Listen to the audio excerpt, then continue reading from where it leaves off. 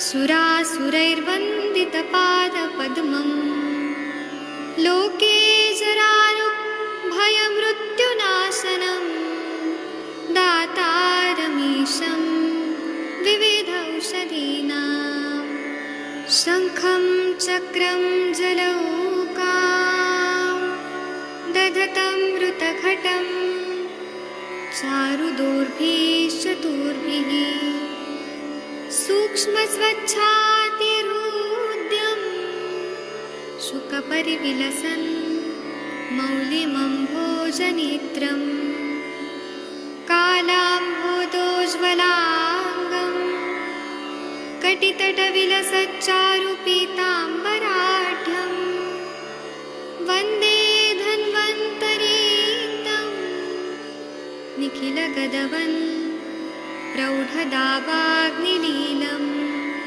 प्रौढदावाग्निलीलं प्रौढदावाग्निलीलम्। प्रणाम सभी लोगों को। मैं वैद्य अरविंद पाठक आप सभी लोगों का स्वागत करता हूं। सभी लोगों को कोटि कोटि प्रणाम करता हूं। आइए आज हम लोग अष्टांग हृदय रसायन विद्या अध्याय 39 चैप्टर उत्तर स्थान का पढ़ते हैं, जिसमें 11 नंबर का श्लोक पढ़ना है। 11वां नंबर का श्लोक पढ़ना है।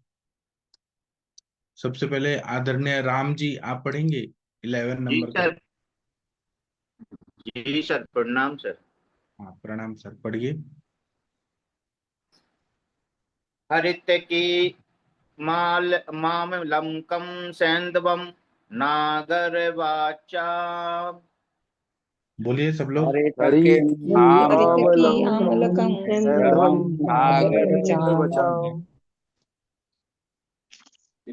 हरिद्रा पिपली बेलम गुड चोषणाम्बुना पिबेत।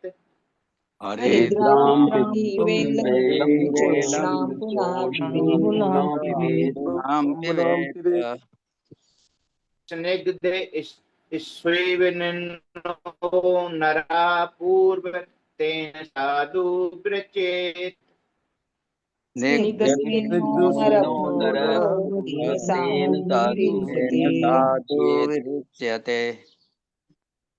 जी इसका हिंदी पढ़िए।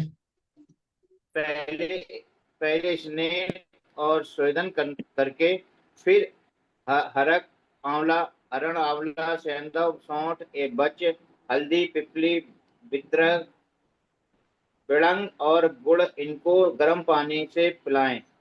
इससे भली प्रकार विरेचन होता है। हाँ, रसायन सेवन करना है उसके पहले विरेचन विधि करने के लिए बोला है। तो ऐसे स्नेहन शोधन करने के बाद फिर हरितकी है, आंवला है, सेंधव है, सुंठी है, बचा है, हल्दी है, पिपली है, विडंग है और गुड़ है। इनको गर्म पानी के साथ पीना है। इससे भली प्रकार से विरेचन हो जाता है। ये पूरा बॉडी का क्लींजिंग होना जरूरी होता है। चलिए इसका टीका पढ़िए। हरित के अधिक योग मूषण जलेन प्राक स्निग्ध सुन्नो पिबेत तेन योगेन सम्यक विरचयते। हाँ, ये बोल रहे हैं कि हरित के आदि जो है उसको योग्य रूप से गर्म पानी के साथ, उष्ण जल के साथ पहले स्नान शोधन करने के बाद फिर नर को इंसान को पीना चाहिए। उससे सम्यक रूप से विरेचन हो जाता है। आदरणीय सविता मैडम आप प्लीज पढ़िए 12-13 नंबर का श्लोक। जी प्रणाम सर, प्रणाम सर। बिल्कुल। तथ शुद्ध शरीराय कृत संसर्जनाय च शुद्ध शरीराय संसर्जनाय त्रिरात्रं पंचरात्रं वा सप्ताहं वा घृतान्वितम्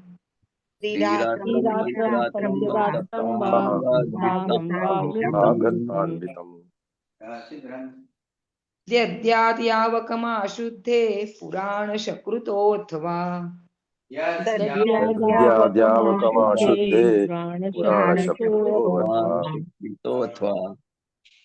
चलिए इसका टीका पढ़ते हैं, पढ़िए। हाँ, पीछे पीछे शुद्ध शरीर शरीर वाले के लिए तथा पेय आदि संसर्जन क्रम किए हुए क्या है ये सर? मनुष्य को 3 रात व 5 रात अथवा 7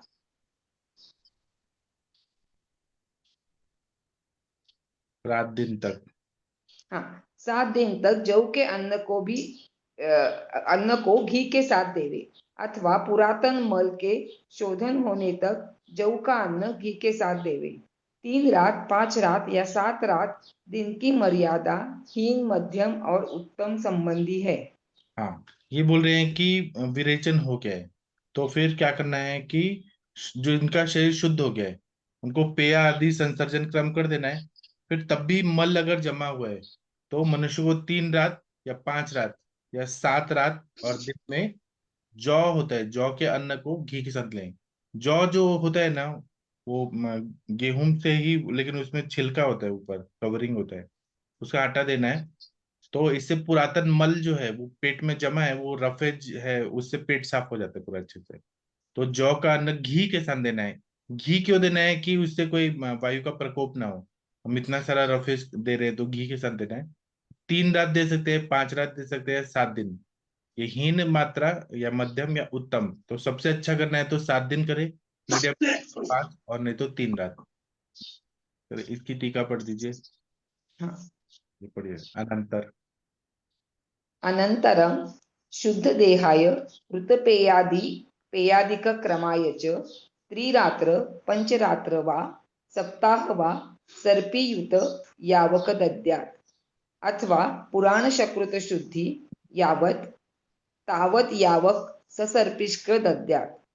त्रिविध मलापेक्षया त्रिविध परिज्ञानं हीनपुरुषस्य 3 रात्रं, मध्यपुरुषस्य 5 रात्रं, उत्कृष्टपुरुषस्य 7 रात्रम् इति। तथा हि मध्य बहुवर्चस्कस्य 5 रात्रेण 7 रात्रेण वा मल शुध्यति, अल्पमलस्य 3 रात्रेणैव इति त्रिविध परिज्ञान युक्तम्। बहुत अमलस्य बहुतै एवाहोभि शुद्धि स्यात् युक्तवान्, आशुद्धे पुराण शकृतो अथवा इति। बोल रहे हैं अनंतर शुद्ध देहा है, उसके बाद शरीर जो शुद्ध देह हो गया है, मतलब वह मन विरेचन स्नेहन स्वेदन हो गया है, उनको कृत पेयादि क्रमाय च, उनको पेयादि जो है वो दे करके वो देना है, संसर्जन क्रम। फिर 3 रात 5 रात अथवा सप्ताह तक सर्पयुक्त यावक यव जो रहता है जौ, उसको घी के साथ देना है। अथवा पुराण शकृत शुद्धि यावत तावत सर्पिश, जब तक पुराना शकृत जो उससे शुद्धि हो रही है तब तक देना है, 7 दिन से ज्यादा भी दे सकते हैं। फिर त्रिविध मलापेक्षया, मतलब 3 बार मल का त्रिविध, मतलब हमें ये देखना है कि हीन पुरुष वाला है, कम पुरुष है तो 3 रात तक, मध्य पुरुष है तो 5 रात तक, उत्कृष्ट पुरुष है बहुत बहुत ज्यादा मल है तो 7 रात तक दे। तथा ही मध्य बहुवर्चस्कस्य 5 रात्रि सप्ताह मल शुद्ध थी, मतलब बहुत सारा मल अगर संचित है तो 5 रात्रि तक या 7 रात्रि तक देने से मल की शुद्धि होती है। अल्पमलस्य 3 रात्रेण इति त्रिविध परिज्ञानम युक्तम। अल्पमल रहेगा तो 3 रात तक जौ और घी देना है, मतलब जौ का रोटी वगैरह देख सकते हैं घी के साथ। बहुर्मलस्य बहुते बाहो भी शुद्धि सद युक्तत्वात् अशुद्धे पुराण स्वीकृतत्वा। बहुत मल है तो यहाँ पे जब तक शुद्धि नहीं हो रही है तब तक, और जब तक पुराण शकृत है पेट में तब तक वो देते रहना है। मतलब पेट अच्छे से साफ हो गया, वैक्यूम तैयार हो गया इस पेट में, तब तक वो देना ही है, उससे अच्छे से पेट साफ हो जाए। चलिए 40 नंबर का जो श्लोक है, आदरणीय प्रदीप सर जी आप पढ़ सकते हैं। जी सर, नमस्कार सर। प्रणाम सर। इत्थं संस्कृतकोष्ठस्य रसायनम् उपहारेत इत्थं संस्कृतकोशस्य रसायनम् उपहारे यस्य यद्योगिकं पश्ये उत्सर्वमालोच्य सातम्यवित्। यस्य यद्योक्तं यद्योक्तं पश्ये सर्वमालोच्य सात्विके। सर्वमालोच्य सात्विक। चलिए इसका हिंदी पढ़ते हैं। हाँ पढ़िए, रसायन का प्रयोग। इस प्रकार शुद्ध कोष्ठ वाले पुरुष के लिए जो रसायन यौगिक जचे, सारम्य को जानने वाला वैद्य संपूर्ण विचार कर उसके लिए वह रसायन लाए। हाँ, जब शरीर का जो कोष्ठ है वो पूरा शुद्ध हो गया है, पहले वमन विरेचन किया स्नेहन शोधन करके, फिर जौ और घी दिया, उसके बाद वो पूरा अंदर से इंटेस्टाइन साफ हो गया, तो उनके लिए रसायन यौगिक जचे जो उसके लिए सुटेबल है, उसको साथ में ये वैद्य को विचार कर लेना चाहिए कि हरितकी का देना है कि त्रिफला का देना है कि शिलाजित का देना है कि विडंग का देना है कि पिपली का देना है, जो भी रसायन साथ में है, वो विचार करके वह रसायन को उसको देना चाहिए, और समय भी देखना चाहिए। और पिपली रसायन ग्रीष्म ऋतु में देंगे तो वो तो तकलीफ दे सकता है पित्त प्रकृति वालों को, तो पिपली रसायन कभी भी ठंडियों में देना चाहिए, मतलब वो साथ में क्या है वो देखना चाहिए। चलिए ये पढ़ दीजिए प्लीज। एवं एव हाँ एवं संस्कृत कोष्ठस्य नरस्य यस्य यद रसायन यौगिक उपलभ्यते सात्मज्ञो भिषक् सर्वमालोच्य तस्य तद्रसायनम् उपहारेत्। हरणात् सर्वरोगाणा या सावक्ता हरितकी पथ्यात् वर्धातुना पथ्या शिवतया शिवा यस्माद्विजते व्याधीन समग्रान विजया तत् अभय सर्वरोगभ्यो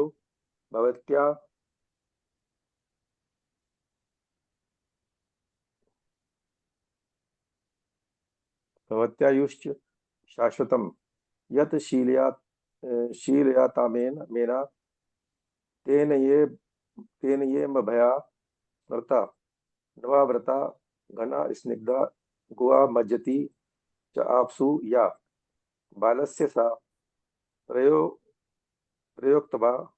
प्रयोक्तवया नवनीत समन्विता वाते ससर्पी लवणा पित्ते स गुड़ शर्करा कफे स पिप्पलिक्षोद्रा सवदा सा प्रशस्यते इति वृद्ध भागवतात्।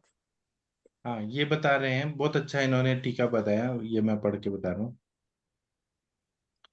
ये बोल रहे हैं कि एवं संस्कृत कोष्ठस्य, मतलब जब कोष्ठ पूरी तरह से शुद्ध हो गया है, तब नरस्य यस्य, ऐसे मनुष्य को यद रसायन यौगिकम उपलभ्यते, ऐसे रसायन यौगिक देना है जो सात्म्यज्ञो भिषक सर्वम आलोच्य, मतलब उसके लिए साथ में है, ऐसा योग हमें देना है रसायन के रूप में। सर्वम आलोच्य मतलब वो हर तरह से परीक्षा किया हो कि दुष्य क्या है, देश क्या है, प्रकृति क्या है, और उसकी साथ में क्या है, वो कौन सा रसायन उसके लिए होगा। तस्य तद रसायन उपहारित, उस तरह से वो रसायन देना है। फिर हरितकी के बारे में बता रहे हैं कि हरणात सर्व रोगाणम साव या सावुक्ता हरितकी, मतलब हरितकी का निरुक्ति कैसे है कि वो सभी रोगों को हरण कर देता है, ऐसा हरितकी होता है, को उक्ता मतलब कहा गया है। पथ्यत्वात् सर्व धातु नाम पथ्या, ये पथ्य रहता है, सभी धातुओं के लिए पथ्य रहता है, मतलब रस की दृष्टि हो, रक्त की हो, मांस की हो, मेद की हो, अस्थि की हो, मज्जा की हो, शुक्र की हो, सभी धातुओं के लिए वो पथ्य होती है। शिवतया शिवा, तो इसको हरितकी को हम पथ्या भी बोलते हैं, और जो मंगलकारी शुभ होता है उसको हम शिवा बोलते हैं, शिवतया, शिव की तरह वो शिवा होती है। यस्मात् विजयते व्याधिन समग्र विजयात, मतलब जो हर व्याधि को जीत लेती है, इसलिए उसको विजया कहते हैं। अभय सर्व रोग्य भवत्यात्, मतलब सभी रोगों से भय मुक्त कर देती है, ऐसी हरित की होती है, इसलिए इसको अभया कहते हैं। युक्त शाश्वतम, ये शाश्वत है, मतलब दुनिया इधर से उधर हो जाए, लेकिन ये जो भूतकाल में थी वो भविष्य में भी रहेगी और वर्तमान में भी, ये अभया है, व्याधियों को व्याधियों से भय भय से हटा देती है। यत शीलयता में नाम तेने अभया स्मृता, मतलब इसका हम प्रयोग करते हैं तो वो भय को निकाल देती है, इसलिए अभया कहा जाता है। नवावृता घना स्निग्धा गुवा मज्जति चापसुया, मतलब जो नया जो हो रहता है वो स्निग्ध ऐसे देना चाहिए, और वो पानी में अपसु, पानी में डूब जाती है। बालस्य सा प्रयोज्या प्रयोक्तव्या नवनीत समन्विता, बच्चों को, बाल को नवनीत के साथ देना चाहिए। वात का बीमारी है तो सर्पी और लवण के साथ देना चाहिए, मतलब घी और लवण के साथ दे। पित्त की बीमारी में गुड़ शर्करा के साथ दे। और कफ में पिप्पली और मधु के साथ सर्वदा सा प्रशस्त दे। ऐसा प्रशस्त होती है, सबसे अच्छी होती है, ऐसा अनुपान के साथ दे रहे हैं। इति वृद्ध वाग्भटात, वृद्ध वाग्भट कौन है? तो अष्टांग संग्रहकार। ऐसे अष्टांग संग्रह अध्याय 49 में हरितकी के बारे में बताया गया है। चलिए 15वां 16वां ये श्लोक है, ये कौन पढ़ना मैं चाहेगा? पढ़ूं मैं आप पढ़ूं आप पढ़िए। पथ्या सहस्रम त्रिगुणधात्री फलसमन्वितम् पथ्या सहस्रं या त्रिगुणधात्री सहस्रात्रि फलसमन्वितम् फल समन्वितम फलसन्वितम् पञ्चानां पञ्चमूलानां सार्धफलशतद्वयम् पञ्चानां पंचानां पञ्चमूलानां सार्धफलशतद्वयम् स्वयं जले दशगुणे पक्त्वा दशभागस्थिते रसे जले जले दशगुणे दशगुणे पक्त्वा पक्त्वा दशभागस्थिते रसे दशभागस्थिते रसे रसे आपोथ्य कृत्वा व्यवस्थीनि विजयाम् अमलकान्यथ आपूर्य कृत्वा आपूर्य व्यवस्थीनि विजयामलकान्यथ मालकान्यथ विनीय तस्मिन्निर्यूहे योजयेत् कुडवांशकम् नियतस्मिन्योर्वः योजयेत् कुटवांशकम् त्वगेलाभुस्तररजनी पिप्पल्य गुरुचन्दनम् मुस्तर्जनी गुरुचन्दनम् मण्डूकपर्णी कनक शङ्खपुष्पीव चाप्लवम् मण्डूकपर्णी कनक शङ्खपुष्पीव चाप्लवम् यष्ट्यारयं विलङ्गं च चूर्णितं तूलयाधिकम् यस्यार्यं विडङ्गं चूर्णितं तुल्या अधिकम् शीतोपल अर्धभारं च पात्राणि त्रीणि ससर्पिषः शीतोपलार्धभारं पात्राणि सर्पिषः द्वे च तेलात् पचेत् सर्वं तद् अग्नौ लेहतां गतम् द्वे च तैलात् तैलात् पचेत् सर्वं अग्नौ लेहतागतम् अवतीर्ण हिमं युञ्जात् द्विषैः क्षोद्रशतैः त्रिभिः अवतरणं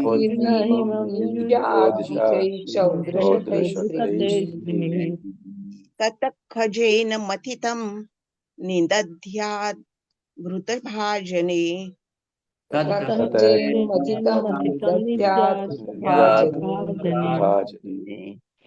यो नोरूप्यान् ध्याता आहारमेकं मात्रस्य सा स्मृता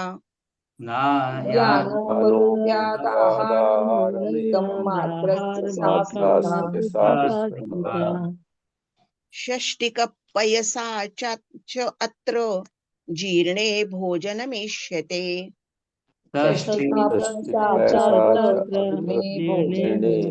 भोजनमिष्यते वैखानसा वालखिल्यः तथा चान्ये तपोधनः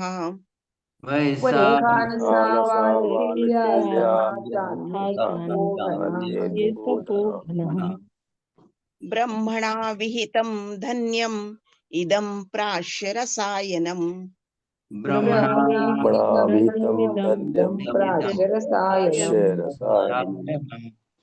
तन्द्राश्रमक्लमवली फलिताम् आमयवर्जितः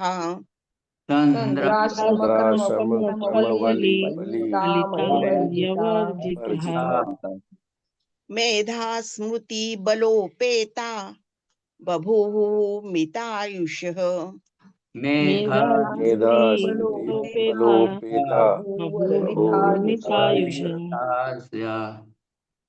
चलिए तो 15 से 23वां नंबर का श्लोक तक पढ़ना है हिंदी। हरित की रसायन, हरित की रसायन। ये पढ़िए। हरित की रसायन। हजार हरड़ 1000, आंवला 3000 गिनती में। ये पांचों पंचमूल अन्न पाव स्वरूप चित्राल अध्याय में कहे गए। 250 फल, इन सब को इस 10 गुणे 10 गुणा कर गुने जल में क्वाथ करे। जब 10वां भाग शेष रह जाए तब छान ले। इसमें से हरड़ आंवले को कूट कर गुठलियां निकाल दे। गुठली निकली हरड़ों को इसमें डाल दे। साथ में ही इस क्वाथ में दालचीनी, इलायची, मुस्ता, हल्दी, पिप्पली, अगरू, चंदन, मंडूकपर्णी, नागकेशर, शंखपुष्पी, वच, केवड़ी मोच, मुलहटी और विडंग प्रत्येक का चूर्ण 1-1 कुड़व यानी 4 पल, शर्करा 11 तुला, घी 3 आढ़क, तैल 2 आढ़क, इनको मिलाकर अग्नि पर अवलेह तैयार करे। जब लेह बन जाए तब उतार कर ठंडा होने पर इसमें मधु 320 पल मिलाकर मन्य मंथ दंड, मंथन दंड से मथ कर बचकर घृत से जिस पात्र में रख देवे। जो मात्रा एक आहार सायंकालीन आहार को न रोके वह रसायन की मात्रा कही है। इस लेह के जीर्ण होने पर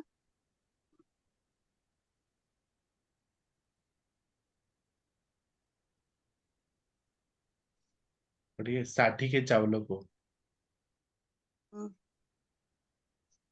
थोड़ा नीचे और आएगा क्या? हाँ, साठी के चावलों को दूध के साथ खावे। ब्रह्मा से बनाई गई इस धन्य रसायन को खाकर वैखानस, बालखिल्या तथा दूसरे तपोधन ऋषि तंद्राश्रम, क्लम, वली, पलित और रोग से रहित हुआ। मेधा, स्मृति तथा बल से युक्त हुए और उन्होंने अमित अपरमित आयु पाई। हाँ, ये हरित की रसायन बता रहे हैं, बहुत ही अच्छा बता रहे हैं, बहुत ही अच्छा। ये ऐसे बता रहे हैं कि हरड़ जो है, हरित की 1000 की मात्रा में लेना है, आंवला 3000 की मात्रा में लेना है, और पांचों 10 पंचमूल लेने हैं, जो अन्न पान स्वरूप विज्ञानी अध्याय में अष्टांग हृदय में कहा है। पंचमूल जो है उसमें बृहद पंचमूल, लघु पंचमूल, वल्ली पंचमूल, सारे पंचमूल ले लेने पांचों। और ये सब 250 पल इतनी मात्रा में लेना है। इनको 10 गुना जल में, जितना ये सब दवाई लिया है उतना उनका 10 गुना जल में क्वाथ करना है। जब 10वां भाग शेष रह जाए तब छान लेना है, और हरड़ और आंवलों को कूट के उनकी गुठलियां निकाल देना है। गुठली निकली हुई हरड़ को इसमें डाल देना है। साथ ही इस क्वाथ में दालचीनी, इलायची, मुस्ता, हल्दी, पिपली, अगरू, चंदन, मंडूकपर्णी, नागकेशर, शंखपुष्पी, वचा, केवड़ी मोथा, मुलेठी और विडंग प्रत्येक का चूर्ण 1 कुड़ाव 4-4 पल की मात्रा में लेना है। शर्करा 11 तुला लेना है। घी 3 आढ़क लेना है। तिल 2 आढ़क लेना है। इनको मिलाकर अग्नि पर अवलेह तैयार करना है, जैसे हम लोग च्यवनप्राश बनाते हैं वैसे ही। जब लेह बन जाए तब उतारकर ठंडा होने पर इसमें मधु 300 पल मिलाना है। ठंडा होने के बाद 320 पल मिलाकर मंथन दंड, मतलब जो मथनी होता है, मराठी में रवि बोलते हैं, उसे मथ कर, और फिर क्या करना है, घृत से लिप्त पात्र में रख देना है। और वो मात्रा देनी है कि एक आहार सायंकालीन आहार को ना रोके। मतलब सुबह खाया है ना ये च्यवनप्राश, जो भी ये हरित के अवलेह खाया है, तो शाम को भूख लगनी चाहिए, उसको रोकना नहीं चाहिए, कि मतलब वो भूख लग जानी चाहिए। वह रसायन की मात्रा कही गई है। मतलब 50 ग्राम देना है, 100 ग्राम दे, 20 ग्राम देना है, 10 ग्राम, लेकिन शाम को भूख लगनी चाहिए, सुबह लिया है तो। इस लेह के जीर्ण होने पर, जब ये मतलब पच जाए और भूख लग जाए, तब क्या करना है कि साठी का जो चावल होता है, 60 दिन में पकने वाला चावल होता है, सबसे श्रेष्ठ बोला जाता है, उसको दूध के साथ खाना है, दूध भात। और ब्रह्मा से बनाई हुई ये धन्य रसायन ब्रह्मा जी ने बनाई हुई है, क्योंकि हम लोग पढ़ते ना, ब्रह्मा स्मृत्वा यशो वेदम, तो ब्रह्मा जी भी आयुर्वेद के आद्य गुरु हैं। तो ब्रह्मा जी ने बनाया है यह हरित की रसायन। इसको खाकर कौन कौन से ऋषि, तो वैखानस, बालखिल्य, ऐसे बहुत सारे तपोधन ऋषि, ऋषि मुनि सब खाते थे ये सब। तो तंद्रा, मतलब उनको तंद्रा, ड्राउजीनेस नहीं आता है, थकावट, क्लम, बाल सफेद होना, बाल गिरना, ये रोग से रहित हो गए। और मेधा स्मृति और बल से युक्त हुए, मतलब उनका इंटेलिजेंस बढ़ गया, मेमोरी बढ़ गया, ताकतवर हो गए। और उन्होंने अमित अपरिमित आयु पाई, मतलब उनकी आयु 5-5 हजार, 10-10 हजार साल तक थी, ऐसी आयु पाई उन्होंने। ये हरित की रसायन है। इसकी टीका पढ़ना है। जी सर। हाँ, ये पढ़िए, अभियानाम। अभयानाम सहस्त्र अमलक सहस्त्र त्रितस युज्यत युतम पंचानां पंचमूलानां फलशतद्वय सार्ध सलिले दशगुणे। मेरा ये हल ही नहीं रहा है। वो कोई और पढ़ना चाहे तो पढ़ सकते हैं। नहीं, हो गई ना। अभयानाम सहस्त्र अमलक सहस्त्र त्रितय युतम तथा पंचाना पंचमूलाना फलशतद्वय सार्ध सलिले दशगुणे पक्त्वा दशाशस्थिते रस आपोथ्य मृदित्वा हरितक्या अमलक्यानि व्यवस्थीनि कृत्वा तस्मिन् क्वाथे प्रक्षिप्य कुडवप्रमाण त्वगेलादिकचूर्णित योजयेत् कनक नागकेसरं व्यवस्थिनिति नपुसकम् अनपुसकेन इत्येकशेष फलशततेनाधिक शर्कराया अर्धभारं घृतस्य त्रीण्याडकानि द्वे च अडके तैलात् तत्सर्ववह्नौ पचेत् तच्च लेहता गतमवतीर्ण शीतक्षौद्रशतैः त्रिभिः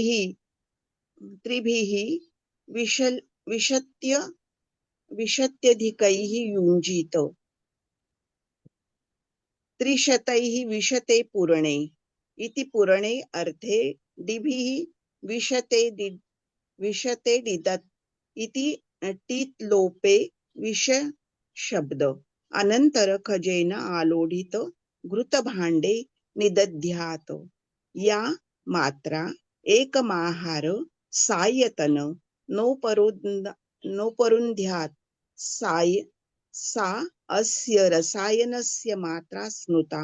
आहारमेकमिति वचनाच्च प्रथमाहारकालस्य रसायनमात्राया अवश्यम् उपरोध कार्य इति वेदयति। अस्मिन् लेहे जीर्णे षष्टिकक्षीरेण सह भोजनमपि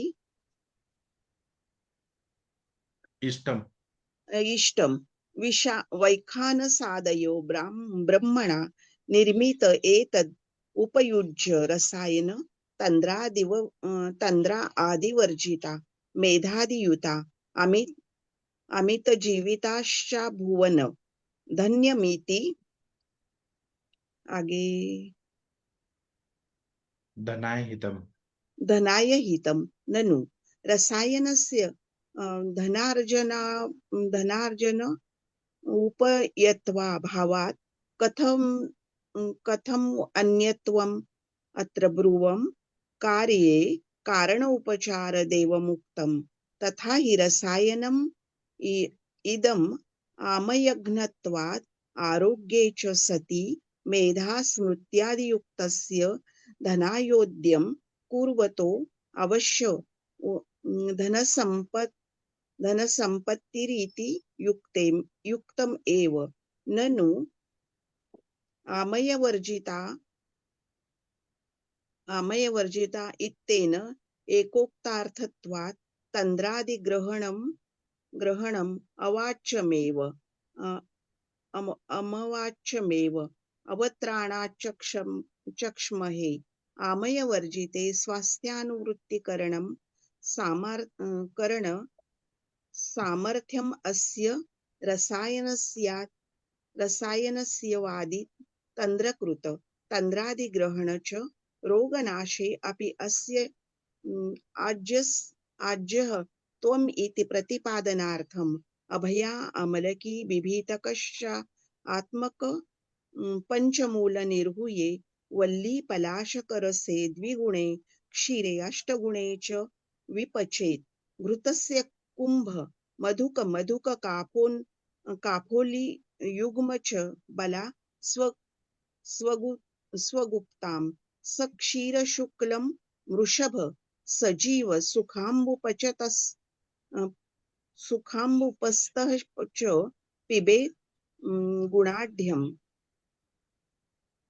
बस हो गया। उत्तर अध्याय 49 ये हम कल करेंगे, पूरा अच्छे से डिस्कस करेंगे इसको। तो आदरणीय मोनिका मैडम, आप भगवान का प्रेयर कर देंगी प्लीज। डॉक्टर मोनिका मैडम, आप सुन पा रही हैं? शायद मैम कोई काम कर रही है, कोई भगवान का प्रेयर कर दीजिए। डॉक्टर हरिहर सर या प्रदीप सर कोई कर दीजिए। वीना मैडम आप कर सकती हैं?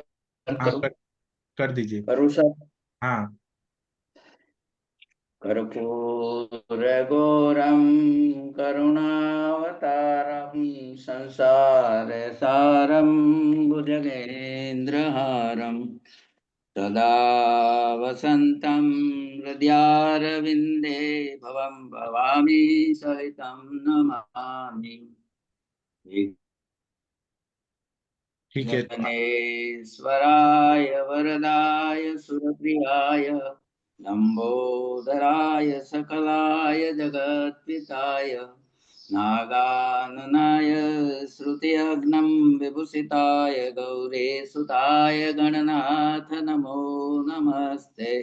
शान्ताकारं भुजङ्गशयनं पद्मनाभं सुरेशम् ईश्वधारं गगनसदृशं मेघवर्णं शुभङ्गं लक्ष्मीकान्तं कमलनयनं योगिविद्यानगम्यं वन्दे विष्णु भवभयहरणं सर्वलोकैकनाथं। सभी को प्रणाम। हाँ, अब हम शाम को 7 बजे और रात को 9 बजे मिलेंगे। थैंक यू, प्रणाम। और जो टॉपिक पे चर्चा होनी है 7 बजे का मैं लिख दूंगा और 9 बजे का भी। थैंक यू, प्रणाम सभी लोगों को। आप लोगों का दिन शुभकारी हो। धन्यवाद।